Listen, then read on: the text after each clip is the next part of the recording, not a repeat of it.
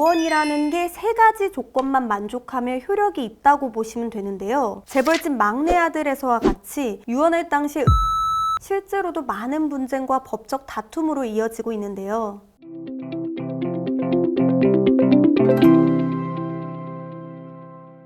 안녕하세요.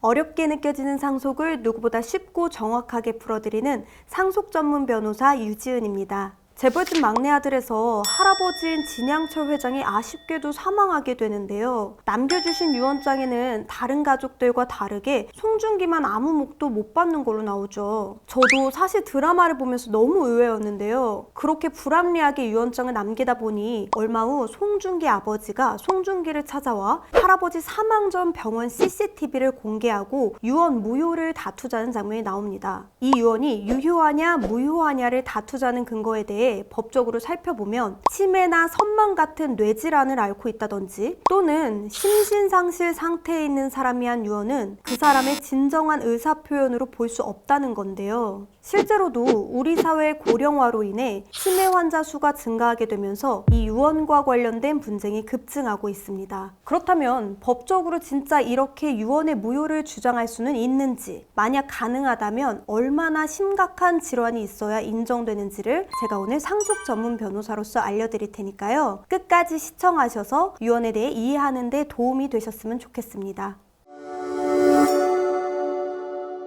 자, 일단 이 유언이라는 게 세 가지 조건만 만족하며 효력이 있다고 보시면 되는데요. 첫째, 사회질서나 강행법규에 위반하지 않는 선에서. 둘째, 민법이 정한 일정한 방식으로. 셋째, 유언 능력이 있는 사람이 해야 한다. 이 세 가지 조건들에 대해 지금부터 하나하나 알아보도록 할게요. 첫째로 사회질서나 강행법규 위반은 우리가 본인 의사와 관계없이 법으로 강제적으로 적용하게 만든 규정들이 있잖아요. 예를 들면 유류분을 부정하는 유언 같은 거요. 이런 규정들만 어기지 않으면 되겠죠. 그럼 두 번째는요. 어떤 방식으로 해야 할까 궁금해 하실 텐데 우리 민법은 유언에 대해서 이 5가지 방식으로만 할 수 있도록 정해 놓았는데요. 바로 자필증서, 녹음, 공정증서, 비밀증서, 구수증서 이렇게 5가지입니다. 그렇기 때문에 여기에 해당하지 않는 유언 방식은 다 효력이 없다고 보시면 되는데요. 따라서 우리 아버지가 동생들 있는 데서 유언한 거 내가 다 들었고 증인도 있다.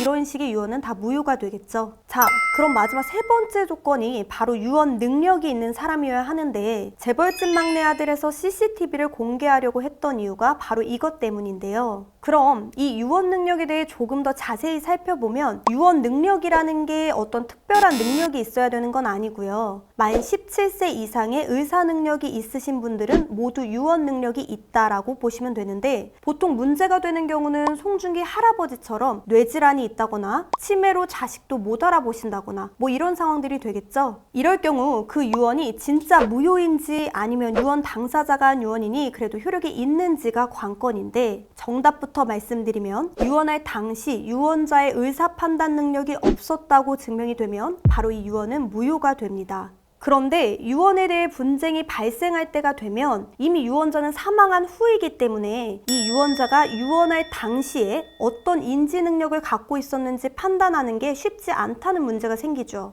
유언자가 유언장 작성할 당시의 상태를 이제 와서 일일이 증명한다는 게 쉽지는 않잖아요. 그렇기 때문에 우리 법원은 일단 해당 문서가 유언자가 직접 작성한 게 맞다면 반대 증거가 없는 한 그 유언장은 유효하다고 판단하고 있습니다. 자, 그렇다면 결국 유언이 무효가 되기를 바라는 분들이 유언 당시 유언자가 정상이 아니었다는 사실을 증명해야 되는데요. 생전에 장애 등급이 있었다. 집안 식구나 이웃들도 다 안다. 이런 식의 주장은 도움이 안 된다고 보시면 되고요. 증명을 위해서는 유언자가 생전에 진료를 받았던 병원이나 요양원에서 실제로 유언자가 유언 당시 의사 판단 능력이 없었다는 의무 기록이 필요합니다. 예를 들자면 대표적으로 치매 같은 경우에 아래 자막에 설명드리는 치매 검사지를 제출하게 되는데요. 초기 치매 단계와 같이 가벼운 질환의 경우 유언 무효를 받기는 좀 어렵고요. 검사 결과 일정 점수 또는 단계가 돼야 무효 가능성이 있다 정도로 참고하시면 좋을 것 같고 당연히 검사 결과가 심각한 치매를 가리킬수록 무효가 될 확률은 높아지겠죠. 반대로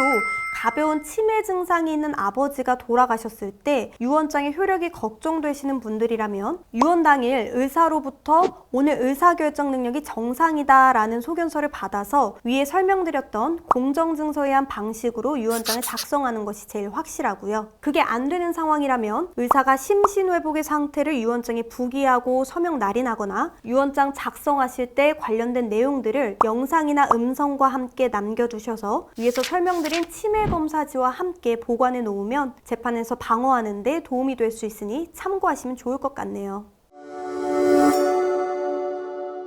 이처럼 재벌집 막내 아들에서와 같이 유언할 당시 의사 판단 능력이 있었냐 여부에 대해서는 실제로도 많은 분쟁과 법적 다툼으로 이어지고 있는데요. 이런 경우 상속인들 간의 입장 차이에 따라 해당 유언이 효력이 있다 없다 각자 주장하는 바가 다를 수밖에 없기 때문에 만약 이런 상황에 처하시게 될 경우 상속 전문 변호사와 상담받아 보시는 걸 추천드립니다.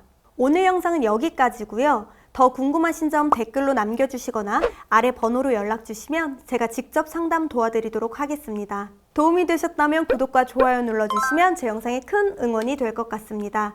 끝까지 시청해주셔서 감사드립니다.